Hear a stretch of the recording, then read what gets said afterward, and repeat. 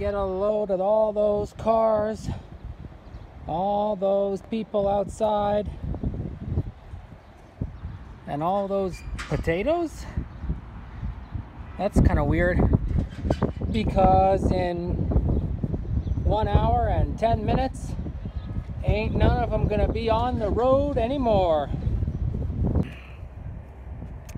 That's because starting today, from 7 p.m. to 6 a.m., Saudi Arabia, the whole country, will be in an effective curfew. The whole country can't leave your house or your apartment between 7 p.m. and 6 a.m. There are many exceptions to this. Of course, the government and the police can still go around, and the muezzin, the people who do the call to prayer, they can still go to and from the mosque. Health professionals, and there are a bunch of other ones, but the regular people will not be able to go to the outside place anymore. I guess I can still go on the roof, but I can't leave the apartment during those hours. So welcome to another episode of the Saudi Arabia coronavirus vlog. And we got some news for you today, just like every other day. Keep tuning in day after day to find out the ground truth here in Khamis Mushait in the Asir province of Saudi Arabia, not too far from Abha. So the total coronavirus count for today, March 23rd, it's almost 6 p.m. and Saudi Arabia has 562 confirmed cases today. That's an increase of 51 cases from yesterday, which is a smaller increase than Saturday brought us to Sunday. So that's good news, I guess. It's still bad that people are getting the disease, but fewer infections are recorded today. And the whole world is rocketing past 355,000 and expected to keep going up and up and up. Especially in my home country, the USA, it's starting to get really out of control, and we're looking at some bad things happening. My own father, fortunately, he arrived back in our hometown in Massachusetts safely and ahead of schedule, actually, because one of his flights was canceled, and he rebooked a faster flight, earlier flight, I should say. So he's back home safe, which is good news. My mom's still in Tanzania. I'm still here in Saudi Arabia for another at least 7 weeks. We'll see. And this curfew, let's go back to Saudi Arabia now. This curfew is it's lasting for 3 weeks. So it's pretty fair to assume that the flight bans, domestic and international, and the buses and the trains and the taxis and all that stuff will be banned for another 3 weeks. And the university I work for has given up all pretext of us, the possibility of us maybe returning to the classroom to teach this year. Everything is going to be online, and that's just how it is. Let's talk a little bit about a few other details and news stories today. So I heard that there are more than 70 experimental drug combinations and various concoctions that are being tested worldwide to help with the pandemic or epidemic as it's going on right now. And 4 therapies are proving to be better or useful, I should say. And what those are, it's all so technical that I'll just put it in the description of this video that you can see. But here's a place where Saudi Arabia and other Arabian Peninsula countries have an advantage, and that's because the MERS, the Middle Eastern Respiratory Syndrome, which is another lung disease virus. This is not transmitted human to human yet, thankfully. It goes animal to human, mostly from camels. But it is relatively similar to this COVID-19, the new coronavirus, the China flu, the Wuhan flu, China virus, whatever you want to call it. It is another coronavirus. It's one of the 7 big ones. COVID-19, the big one now, the 7th corona, as it were. So hopefully the Arabian countries have a little bit more experience with their doctors with these kinds of illnesses, and we'll see about that as time goes on.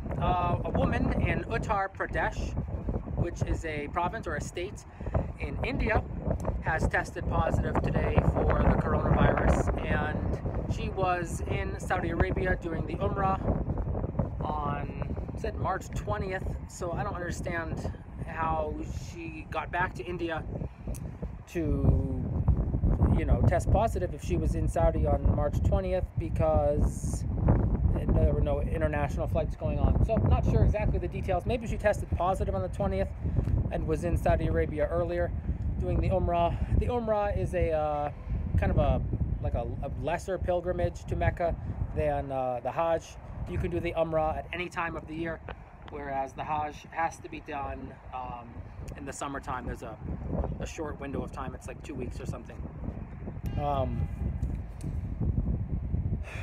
Syria got its first case of COVID-19 today. That's bad news, obviously, especially because the country is in various states of unrest, collapse, and civil war. So that's something that we should be looking at carefully as time goes on. I'm sure they have a lack of test kits, and there are all sorts of other health barriers that you can imagine because of the situation going on there. Oh, I forgot to mention the penalty for breaking curfew in Saudi Arabia. If you are caught on non-official business outside of your dwelling, the first time you can suffer a penalty of 10,000 Saudi riyals. That is almost 2,700 US dollars. As of today, it's 2,662 for the first offense. If you are caught breaking curfew a second time, you can suffer a financial penalty of twice that, so 20,000 SAR. That's a lot of money, more than $5,000. And if you are found breaking curfew a third time, you can be sentenced to not more than 20 days in jail, which is very serious. You do not want to go to a Saudi prison. So I think sometime in the next week or so, I will come back onto the roof either before 6 a.m. or after 7 p.m. and we'll just do a little bit of peeping out here from maybe the higher roof and with my spyglass, and we'll look for cars and people, and probably won't find any, but that could be just an interesting piece of content for you today. And last thing I want to leave you with today, the hair is getting in my eye, is I did leave the house today. I broke my 6-day and 8-hour quarantine, self-imposed lockdown, whatever you want to call it, to go to a hypermarket, which is like a grocery store, but it's gigantic. Twice a week, as part of the housing conditions for my job. We have a driver, a Sudanese guy who also works for the university, who will drive us to one of several grocery stores or locations around town, and basically help just take us to a shopping place so we can get supplies and stuff. And he was doing that long before the coronavirus happened, and I availed myself of the opportunity to go with him with 7 other teachers. It was quite packed today, and we went to a hypermarket. And I will show you some footage overlaid just with my voiceover on top of the footage right now. And you can see the lines were quite long, but it wasn't out of control. The shelves were well stocked. There was a shortage of nothing. Everything that you would expect to find at the supermarket, hypermarket, whatever you want to call it, you could find. So there was no supply shortage whatsoever, which was great. Lots of people were buying lots of stuff, especially around the fruit aisle. There was a big crowd of people around the fruit and veggies, but there was more than enough of pretty much everything, so that's good. About half the people were wearing masks, including myself. Almost all of the teachers were wearing masks, so that's good news. And they had gloves. They had latex and plastic gloves at the entrance, and hand sanitizer that were free, and masks that were free to all customers who were going into the store. And there was a guy who was working there, two guys actually, who were spraying all the carts with a kind of disinfectant spray and then wiping them down before anyone could use them, which I thought was great and is a good way to handle this crisis so far. So that's basically the story. I bought a lot of food, a lot more than I probably should have. I wasn't really in crunch time wanting for supplies, but it's good time, always good to stock up. And now I won't have to leave the apartment again for another, I don't know, 2 or 3 weeks at the max, I think. So that's good news. I will probably still tomorrow check out that park. With the park and the that little open air produce market, just to show you what it looks like up close and see what kind of people, if any, are still going there.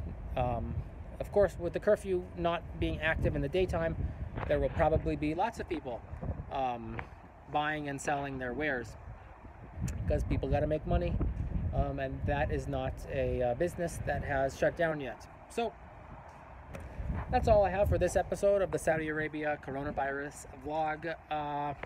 I will be back tomorrow evening with another video, inshallah. If you have any comments, please let me know in the comments below. I will address them either in the YouTube comments or in a future video. So stay home, guys, and get a lot of sleep and hydration.